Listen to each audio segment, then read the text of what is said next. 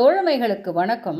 இந்த வீடியோவில் நாம் பார்க்க போவது மகாபாரதத்தின் மிகவும் அறியப்படாத ஒரு பாத்திரம் பற்றி தான்.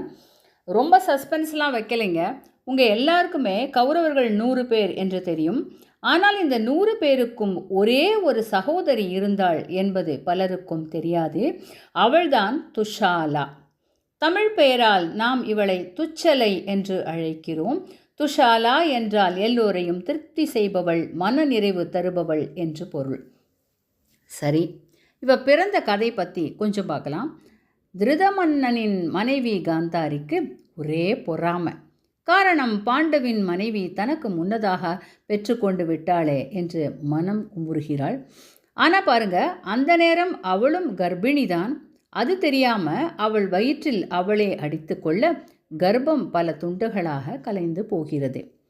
பார்த்த வேதவியாசர் அந்த துண்டுகளை நெய் நிரம்பிய பாத்திரத்தில் போட்டு, கவலைப்படாதே காந்தாரி, உனக்கு 100 மகன்கள் பிறப்பார்கள் என்று ஆசீர்வதிக்கிறார். இங்கே நாம் பார்க்க வேண்டிய ஒரே விஷயம் இதுதாங்க.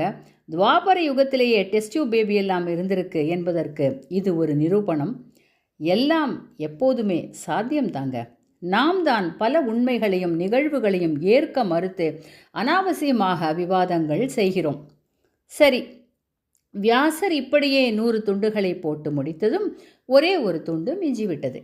உடனே காந்தாரி, முனிசிரேஷ்டரே, எத்தனை மகன்கள் இருந்தாலும் எனக்கு ஒரு பெண் குழந்தையும் வேண்டும். நீங்கள் தான் அதற்கு அருளாசி வழங்க வேண்டும் என்று வேண்டுகிறாள். சரி காந்தாரி, அப்படியே செய்துவிடுகிறேன் என்றார் வியாசர். அப்படி பிறந்த பெண்தான் துஷாலா என்கிற துச்சலை. எத்தனைதான் ஆண் குழந்தைகள் இருந்தாலும் பெண் குழந்தை இருந்தால்தான் வீடு பூரணமாகும். அவள் தாங்க மகாலட்சுமி. காந்தாரியும் தனக்கு சந்தோஷத்தையும் மன நிறைவையும் தந்தவள் என்கிற பொருளில் அந்த நினைப்பில்தான் துஷாலா என்று பெயரிட்டு நாளொரு மேனியும் பொழுதொரு வண்ணமுமாக வளர்த்து வந்தாள். பின்னாளில் இவளை சிந்து நாட்டு மன்னன் ஜெயத்ரதனுக்கு திருமணம் செய்து வைத்தார்கள். அவளுக்கு சுரதா என்கிற மகன் பிறந்தான். ஜெயத்ரதனை அர்ஜுதான் கொன்றான். மகாபாரத போரில் அர்ஜுவின் மகன் அபிமன்யு கொல்லப்பட ஜெயத்ரதன் தான் காரணம். அது மட்டுமல்ல, திரௌபதியை கடத்தியவனும் கூட.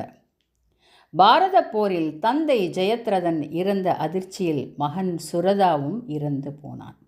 விதவையான துஷாலா அர்ஜுவிடம் வந்து, அண்ணா, என் குல வாரிசு இவன் ஒருவன்தான். அதனால் தயை கூர்ந்து என் பேரனையாவது விட்டுவிடுங்கள். இனிமேல் எனக்கு இருக்கும் ஒரே ஆதாரம் இவன்தான் என்று கலங்கி நிற்கிறாள்.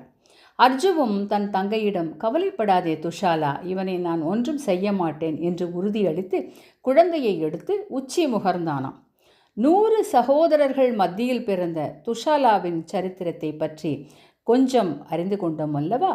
செவி கொடுத்தமைக்கு உங்கள் எல்லோருக்கும் மிக்க நன்றி. மீண்டும் சந்திப்போம்.